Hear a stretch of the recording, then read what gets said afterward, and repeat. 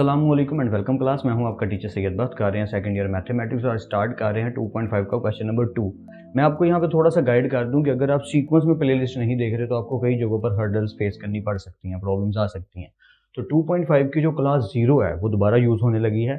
So kindly playlist को follow कीजिए। Description box में लिंक ऐड है। 12th full mathematics full book click करिए और सीक्वेंस में सारी वीडियोस को देखिए। बाकी चैप्टर वाइज भी प्लेलिस्ट बनती जाएंगी, एक्सरसाइज वाइज भी बनती जाएंगी। तो अप टू यू। क्लास 0 में डिटेल से हमने इस टॉपिक पे बात की थी, ट्रिग्नोमेट्रिक डेरिवेटिव्स कि टेंजेंट किसके इक्वल है, डेरिवेटिव टेंजेंट का क्या निकलता है, साइन का क्या निकलता है, कोस का क्या निकलता है। तो उसको हम बार बार रिपीट नहीं करेंगे, बस सिंपली तौर पे रिवाइज के लिए मैंने यहाँ लिख दिया है। करीब कैप हो जाएगा कि साइन का कोस होता है, कोस का माइनस साइन होता है, टेंजेंट का सीकन स्क्वायर होता है और सीकन का सीकन एक्स टेंजेंट एक्स होता है। अभी हम इसको सॉल्व करेंगे तो और बेटर वे में समझ आएगी। कोटेंजेंट एक्स का derivative minus cosecant square x है और कोसेकन एक्स का derivative minus cosecant x and cotangent x है। तो ये हम सीक्वेंस में करने लगे हैं, लेकिन क्लास 0 2.5 की देखना बेहद जरूरी है, लाजमन रिवाइज होनी चाहिए। चलिए शुरू करते हैं क्वेश्चंस को। Differentiate the following with respect two variable involved. अब इसका क्या मतलब है? वेरिएबल इन्वॉल्व्ड कोई मतलब नहीं है इसका। विद रिस्पेक्ट टू जैसे एक्स होता था वैसे जो भी वेरिएबल गिवन है, जैसे यहाँ पे क्या गिवन है एक्स, तो हम लिख देंगे विद रिस्पेक्ट टू एक्स। यहाँ पे कौन सा एंगल गिवन है थीटा, तो हम लिख देंगे विद रिस्पेक्ट टू थीटा। इसे कहते हैं with respect two variable involve. कि जो भी वेरिएबल फंक्शन में या क्वेश्चन में दिया गया है विद रिस्पेक्ट टू दैट आप क्वेश्चन को सॉल्व कीजिए। चलिए शुरू करते हैं। सबसे पहले हम इसको टेक कर लेते हैं, एक्स का स्क्वायर सीकन 4x। आप बेशक इसको वायलेट कर लीजिए, नो प्रॉब्लम, या डिफरेंशिएट लिख दीजिए, वही पुराना काम with respect to x. Hopefully मेरी खराब राइटिंग आपको विद रिस्पेक्ट टू, या खराब राइटिंग ज़्यादा आपको बोर नहीं कर रही होगी। ओके, तो डिफरेंशिएट कर देते हैं। डिफरेंशिएट करने के लिए पहले सिंपल वे में लिखेंगे एक्स स्क्वायर और सीकन 4x। अब यहाँ से समझना शुरू करना है स्टेप बाय स्टेप। पहली बात तो ये कि ये दो वैल्यूज़ हैं, तो कौन सा रूल लगेगा? प्रोडक्ट रूल लगेगा। प्रोडक्ट रूल से आप क्या फरमाते हैं? पहला फंक्शन वैसे ही दूसरे फंक्शन का डेरिवेटिव प्लस दूसरा फंक्शन वैसे ही और पहले फंक्शन का डेरिवेटिव। पहला फंक्शन क्या है? एक्स का स्क्वायर। आई होप सो कि यहाँ तक तो आपको कोई डाउट नहीं होगा, सिंपली समझ आ रही होगी। पहला वैसे ही दूसरे का डेरिवेटिव प्लस दूसरा वैसे ही पहले का डेरिवेटिव। बस एक चीज़ यहाँ पे बतानी है जो आई होप सो कि आप याद रखेंगे, तो जगह कहाँ पे? यहाँ पे यूज़ कर लेते हैं। यार देखो, अगर मैं एग्जाम्पल के तौर पे साइन एक्स का डेरिवेटिव लेता हूँ, ठीक है, ये बात मेरी गौर से समझिएगा। तो गाइज याद रखिएगा कि साइन एक्स का डेरिवेटिव होता है कोस, इसका जो एंगल है वो साथ आएगा, ये समझिएगा, ठीक है। और जो एंगल है ना उसका आगे डेरिवेटिव फिर लेना है। मेरी बात को गौर से सुनिएगा। क्या? अगर मैं साइन एक्स का डेरिवेटिव ले रहा हूं तो साइन का डेरिवेटिव है कोस, एंगल एज इट इज आएगा और इस एंगल का डेरिवेटिव आगे फिर से लेंगे। तो आप कहेंगे सर फिर कोस एक्स क्यों लिखा है? क्योंकि गाइस जो dx ओवर dx है वो किसके इक्वल आएगा? 1 के। तो फाइनल आंसर क्या बनेगा? Cos x. बट अगर मैं यहाँ पे थोड़ा सा चेंज कर दूं, यानी कि मैं इस तरीके से लिख दूं साइन 2x, तो अब क्या होगा? यही तो समझाने के लिए ये स्टोरी सुना रहा हूँ। तो अब क्या होगा कि साइन 2x का डेरिवेटिव आएगा कोस 2x और जो हमारा एंगल है इसका डेरिवेटिव आगे फिर से लेना होगा। तो इसका फाइनल आंसर आएगा 2 1 2, यानी कि कांस्टेंट बाहर आ जाएगा dx ओवर dx। मैं सारे स्टेप करने लग गया हूँ इस लेवल पे, तो आपको वैसे ही समझ आ रही होगी। तो इसका फाइनल आंसर आया 2 cos 2x। मेरी बात समझ रहे हैं कि ये चीज़ आपने याद रखनी है कि साइन के आगे जो डेरिवेटिव है, जो सॉरी हमें फंक्शन मिला है, एंगल मिला है, उसका डेरिवेटिव आगे फर्दर फिर से लेना है। जब हम क्वेश्चंस करेंगे तो आपको और बेटर वे में समझ आएगी, क्योंकि यहाँ पे वो होने लगा है। देखिए एक्स स्क्वायर तो वैसे ही आ गया। अब यहाँ पे जरा समझिएगा, ये सीकन 4x जैसे मैंने वहां पे लिखा है, सीकन का डेरिवेटिव क्या है? सीकन एंगल, एंगल किसको कह रहा हूँ? 4x को। सीकन 4x टेंजेंट 4x। पर यहाँ पे है ट्विस्ट, क्या वो मैं बताता हूँ। अभी अभी जैसे मैंने कहा कि अगर सिंपल एक्स आ जाए फिर तो वही लिख देना है कोस एक्स। क्यों? क्योंकि आंसर कोस एक्स आता है। लेकिन अगर आगे एंगल आ जाए, जैसे यहाँ पे 4x आया, तो क्या करना है कि उस इक्वेशन का लिखना है डेरिवेटिव। जैसे साइन का डेरिवेटिव क्या है? कोस। आगे एंगल लिखने के बाद उसका डेरिवेटिव फिर से लेना। तो यहाँ भी ऐसे ही सीकन एक्स का डेरिवेटिव क्या है? सीकन एक्स टेंजेंट एक्स। तो सीकन एक्स की जगह 4x, टेंजेंट एक्स की जगह 4x, और उसी का फिर से क्या लेंगे? डेरिवेटिव। बस ये चीज़ समझनी बेहद ज़रूरी है। मैं रिपीट कर देता हूँ मैं क्या कह रहा हूँ कि हमने अगर सीकन 4x का डेरिवेटिव लेना है तो ये देखो ना, सीकन x की देखो सीकन और टेंजेंट x लिखा है, दोनों के साथ x आ गया। वैसे ही इधर भी सीकन 4x लिखा है, सीकन टेंजेंट x की जगह पे यहाँ पे क्या आ गया? 4x। लेकिन इस 4x एंगल का आगे फिर से क्या लेना है? डेरिवेटिव। इस सूरत में क्यों नहीं लेते, क्योंकि dx ओवर dx क्या आएगा 1, तो वो वही बनेगा। तो आई होप सो क्या मेरी बात को समझ रहे हो कि एंगल का डेरिवेटिव फिर से लेना होता है। ओके, आगे वाली चीज़ एज इट इज सीकन 4x और एक्स स्क्वायर का डेरिवेटिव क्या आएगा 2x, पावर पहले फंक्शन पावर में से कम बगैर पावर के फंक्शन का डेरिवेटिव। रट्टा लगा हुआ होपफुली रट्टा लगा हुआ। ओके, अब सिंपली इसको सॉल्व कर लीजिए। एक्स स्क्वायर आ गया अपनी जगह पे, सीकन 4x टेंजेंट 4x, 4 क्योंकि बाहर आ जाएगा, और dx over dx plus secant 4x और ये आ गया 2x। होपफुली आपको यहाँ तक तो सारा क्लियर है, कोई डाउट नहीं होगा। अब सिंपल लिख लेते हैं x square secant 4x tangent 4x और ये 4 बंदा क्या बन गया 4। तो मेरे ख्याल से इसको 1 लिखने की ज़रूरत तो नहीं, लेकिन चले स्टेप पूरे करने के लिए मैं इतना लिख ही देता हूँ।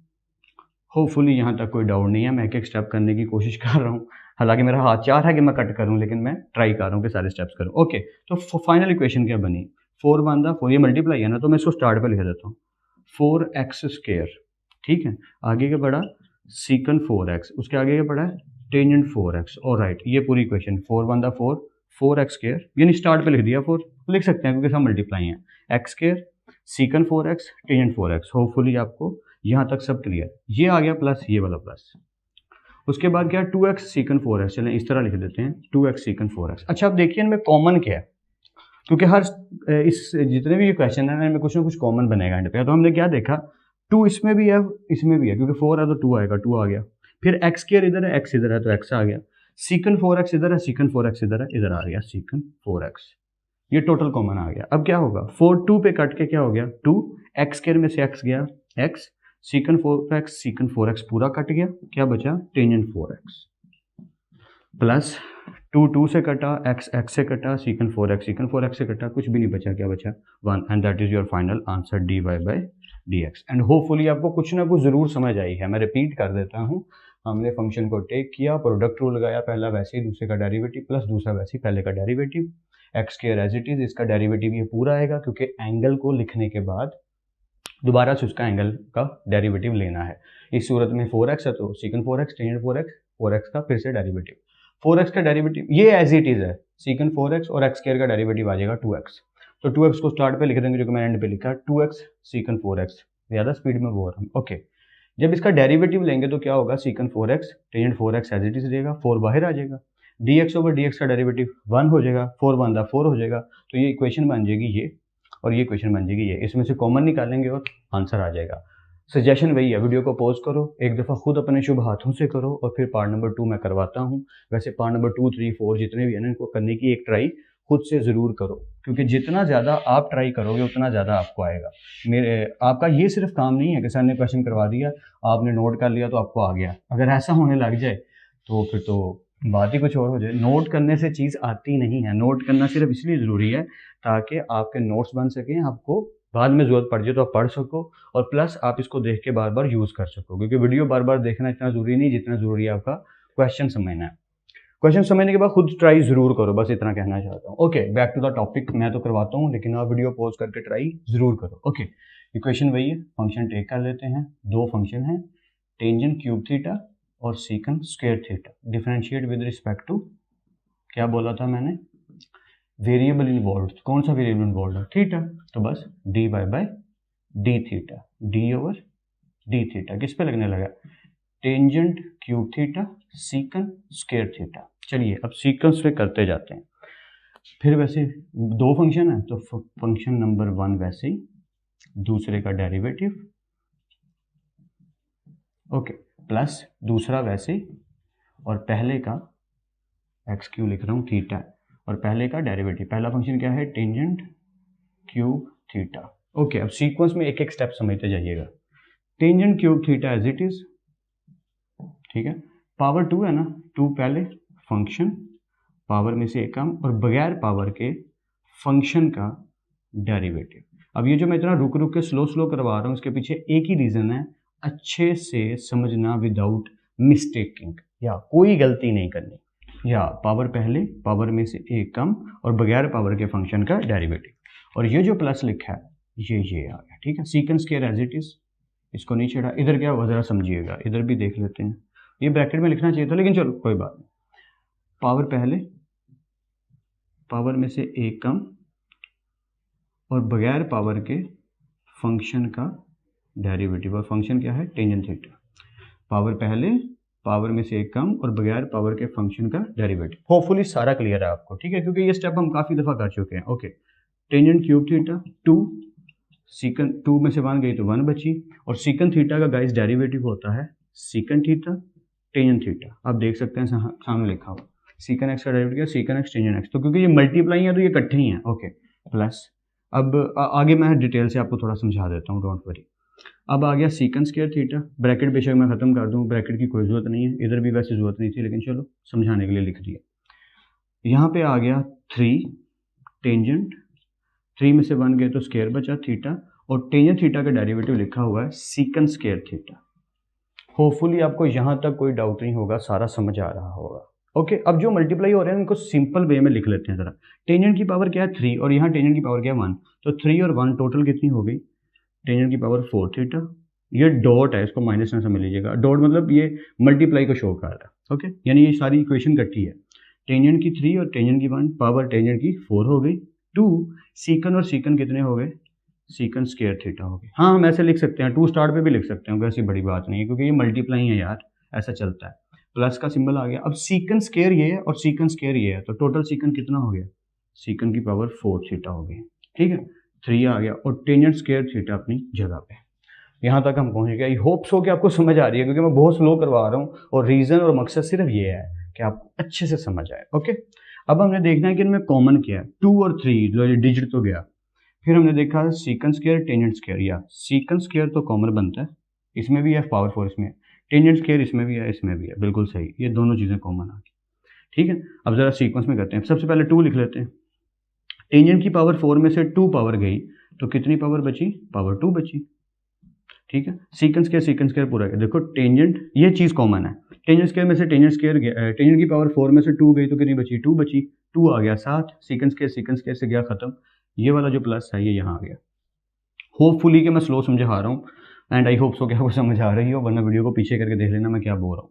सीकन की पावर 4 में से 2 गई तो सीकन की पावर 2 बची, अच्छा 3 आ गया तो पहले 3 लिख लेते हैं, टेंजेंट स्क्वायर में से टेंजेंट स्क्वायर गया तो ये बचा। क्या आगे सॉल्व हो रहा है, आई डोंट थिंक सो कि आगे सॉल्व करने की कोई जरूरत है, क्योंकि ये हमारा डिफरेंशिएट हो चुका है, and that is your final answer. And hopefully कि आपको कुछ ना कुछ समझ आ गई हो। मैं साइड पे इसलिए हुआ हूँ कि आप नोट कीजिए और बाकी पार्ट्स करने की खुद ट्राई जरूर कीजिए, मैं तो करवाऊंगा ही। So let's continue. I hope so कि आपने ट्राई जरूर की होगी, मैं तो पार्ट करवाने लगा हूँ, पार्ट नंबर 3 जो कि थोड़ा सा डिफरेंट है एज कम्पेयर टू अदर्स। तो जल्दी से सॉल्व आउट करते हैं। y is equal to sine 2 theta minus cos 3 theta की पावर क्या है 2, ठीक है। तो हम डिफरेंशिएट विद रिस्पेक्ट टू क्या लिखेंगे, थीटा, क्योंकि थीटा चल रहा है। Okay, so d y by d theta. अब हमने क्या देखा, पहले सीक्वेंस में लिख लेते हैं यार, ताकि हम स्टेप अपने कर लें। अच्छा, कई दफ़ा क्या होगा कि मैं स्टेप खा जाया करूँगा यार, जैसा कि मैं हमेशा कहता हूँ मुझे भूख लगी रहती है स्टेप खाने की, बट आपने कभी स्टेप नहीं खाना, मार्क्स नहीं डिडक्ट होने देने। ओके, अब ये क्वेश्चन है तो हम इसमें क्या देखते हैं कि इसकी पावर है, तो पावर रूल लगेगा, पावर पहले फंक्शन, पावर में से एक कम, यही होगा ना, और बिना पावर के जो फंक्शन है हमारा पूरे का पूरा, उसका फिर से क्या आएगा, डेरिवेटिव। जी हाँ, ये याद रखिएगा, सीक्वेंस से हमने चलना ना। देखो पावर थी तो पावर पहले, फंक्शन पावर में से एक कम और बगैर पावर के फंक्शन का डेरिवेटिव। तो सीक्वेंस में करते जाते हैं। 2 as it is sine 2 theta minus cos 3 theta, और पावर 2 में से 1 गई तो क्या बची 1, जिसको लिखने की जरूरत नहीं है, लेकिन चलिए आगे चलते हैं। अब हमने क्या देखा, इसके बीच में माइनस है तो प्रोडक्ट रूल तो नहीं लगेगा, सिंपली लगेगा कि साइन थीटा का भी डेरिवेटिव लेना है हमने 2 थीटा के साथ। एग्जाम्पल इत्तेफाक से वही बन गई जो मैं पहले आपको करवा चुका हूँ, और कोस 3 थीटा का भी डेरिवेटिव लेना है, सॉरी कोस। तो ज़रा इसको सीक्वेंस में समझ लेते हैं, क्वेश्चन सॉल्व हो जाएगा। 2 into sine 2 theta minus cos 3 theta. चलिए ये तो हो गया। अब इधर क्या होगा, इसको ज़रा समझ लेते हैं। साइन का डेरिवेटिव होता है कोस, ठीक है, वो सामने लिखा हुआ है। 2 थीटा पहले आएगा एज इट इज, और फिर इस 2 थीटा का क्या आएगा, डेरिवेटिव। समझ गए ना, वो पहले हम डिस्कस कर चुके हैं। ओके, माइनस ये वाला माइनस कोस 3 थीटा। अब कोस का डेरिवेटिव होता है माइनस साइन, ठीक है, कोस का डेरिवेटिव क्या है, माइनस साइन। 3 थीटा साथ आया, और अब इस 3 थीटा का फिर से क्या आएगा, डेरिवेटिव। सर आपने तो खिचड़ी बना दी, मैं नहीं मैं रिपीट कर देता हूँ, डोंट वरी।